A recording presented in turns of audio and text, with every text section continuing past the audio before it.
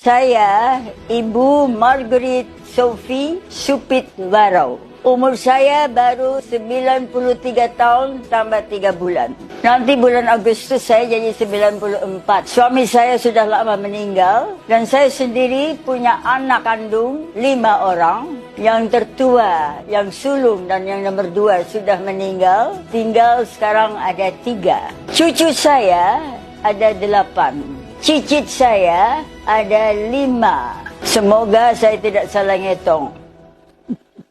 Tetapi anak-anak angkat saya banyak sekali. Cucu-cucu angkat pun banyak sekali. Semua pada suka memanggil saya Oma atau Ibu. Dan saya bahagia sekali. Hidup saya memang heboh. Bapa saya seorang pendeta. Tetapi waktu perang Jepang dibunuh oleh Jepang. Ibu saya selama dia hidup saya yang jaga. Dan ibu saya yang bantu urus cucu-cucu. Sehingga saya bisa cari uang, bisa kerja. Karena suami saya seorang tentara. Tidak usah sebut pangkat.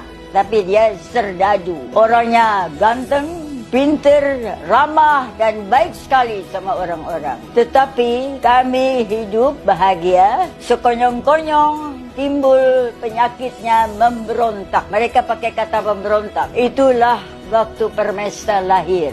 Jadi oleh karena suami saya orang Manado, makanya beliau diminta gabung untuk membantu Sulawesi Utara menyelamatkan kehidupan dan keberuntungan dan hasil daripada tanah air kita tidak akan dikirim ke pulau-pulau lain. Sehingga kami terlibat dalam pergolakan. 3 tahun lebih kami hidup dalam hutan dan setelah itu kembali ke pangkuan Ibu Pertiwi, tetapi suami saya tidak lagi diperkenankan untuk bekerja sebagai perwira tinggi. Sehingga dengan pertolongan teman-teman dari Siliwangi, pasukannya beliau, dia diterima pensiun. Sifat suami saya berubah 100%. Lemah, sudah tidak ada semangat. Dan sayalah yang harus cari uang. Anak saya yang 5 orang masih kecil-kecil. Waktu di hutan, saya masih di hutan baru 3 anak saya. Keluar di hutan bertambah 2, jadi 5 orang.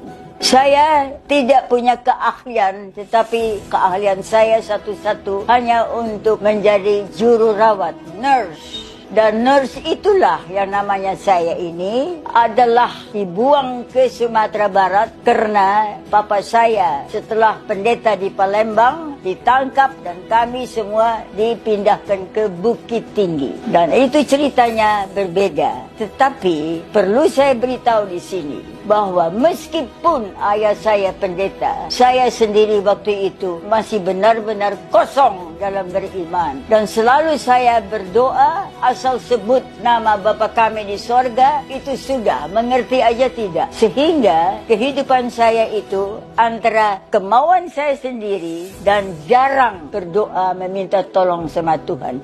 Tapi anehnya, setiap kali kalau saya dihadapi oleh kesulitan, bahaya, atau kesedihan, saya hanya sebut nama Yesus. Itu saya ingat. Dari kecil diajarin sama papa saya. If you are in trouble, just mention His name. Disitulah pegangan saya selama saya hidup sampai sekarang. Ada apapun yang saya hadapi, nomor 1 yang saya sebut nama Yesus.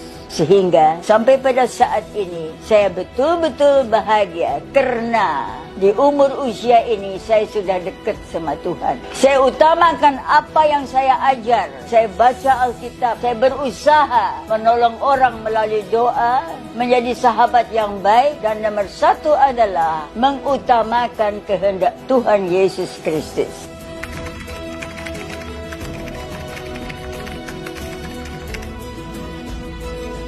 Karena kami terlibat dalam pergolakan sekian tahun, maka keluar daripada hutan, kami hidup betul-betul sengsara. Anak jadi berjumlah 5 orang, tidak punya kerjaan, pensiun belum keluar, dan suami saya seperti putus asa, tidak punya semangat lagi untuk mencari pekerjaan. Sehingga pada saat ini, saya mulai mencari uang dengan macam-macam cara, memijit orang juga. Oleh kerana saya pernah ikut memijit waktu ada pertandingan Ganevo. Saya kebetulan ada bakat untuk pijit sehingga saya dipakai untuk pijit atlet-atlet wanita yang punya kelainan atau sakit tulang. Saya pun menjadi guru bahasa Inggris dan bahasa Belanda privat. Saya mencoba untuk mencatut, tapi saya sering ditipu. Bukan terbalik, bukan saya nipu, terbalik, aku malahan ditipu. Sampai hampir ketangkap, dibawa ke polisi karena cincin yang akan dijual yang saya pegang, dipegang orang lain dan orang lainnya kabur.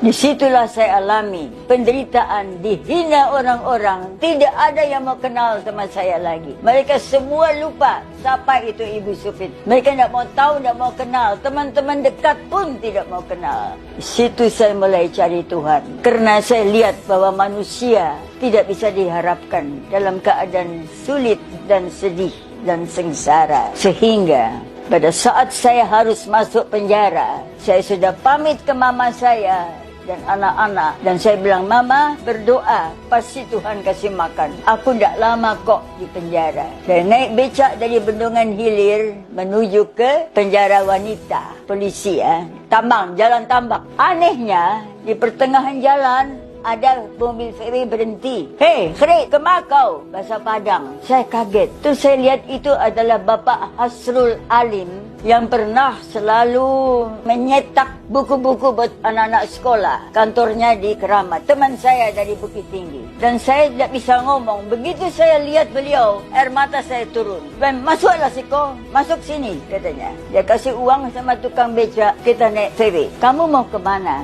Saya cuma diem.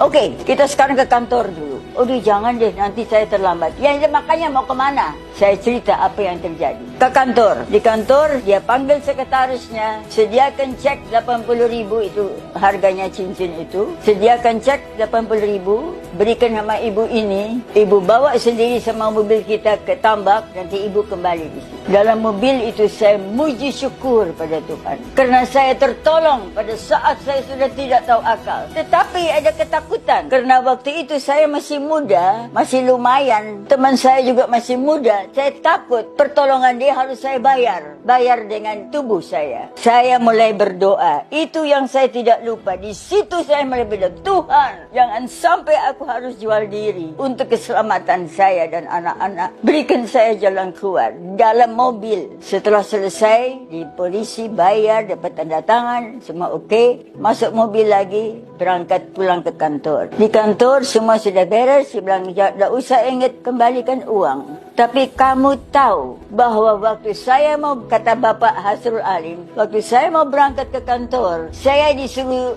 Allah membelok mobilnya ikut Semangi, Jalan Sudirman. Itu bukan jalan saya. Dan aku ketemu kamu. Tuhanmu yang tolong kamu, bukan saya, katanya. Tidak ada cerita untuk jual diri, tidak ada cerita apapun. Hanya dia pesan, kalau ada apa-apa, cari saya. Inilah mulainya saya sadar bahwa Tuhan itu tetap menunggu suara kita. Bahwa Tuhan tahu bahwa satu saat kita akan cari sama Tuhan. Dan seumur-umur hidup saya, inilah pengalaman saya. Jeritan saya kalau ada apa-apa, hanya Yesus help me. Penyakit, kesusahan, celaka, suami tinggalin, dan macam-macam. Saya hanya bilang, Yesus help me. Dan inilah contohnya. Kalau kita betul percaya pada Tuhan Yesus, berserah, Tuhan tolong secara dia, bukan secara kita.